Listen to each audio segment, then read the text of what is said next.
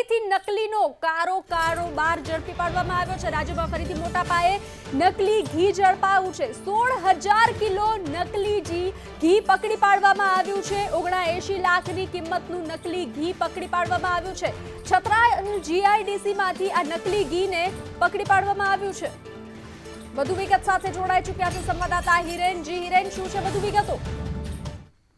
વિભાગની કચેરી દ્વારા આ રેડ પાડવામાં આવી હતી। છત્રાલ જીઆઈડીસીમાં સ્વાગત પ્રોડક્ટ પેટી હતી અને ત્યાં આ પ્રકારની શંકાસ્પદ ગતિવિધિ ધ્યાનમાં આવી હતી। લગભગ 76 લાખ કરતા વધુ રકમનું આ ઘી છે અને 16,000 કિલો જથ્થો શંકાસ્પદ જણાઈ આવતા એને જપ્ત કરવામાં આવ્યું છે અને એફએસએલમાં એની તપાસ માટે મોકલી આપવામાં આવ્યું છે। લગભગ 80 લાખ કરતા વધુની કિંમત આની થાય છે।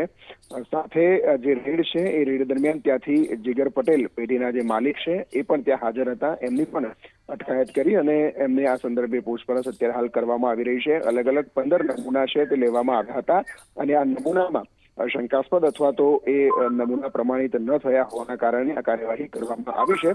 એફએસએલ રિપોર્ટ પછી એની વિધિવત કાર્યવાહી જે છે એ કરાશે।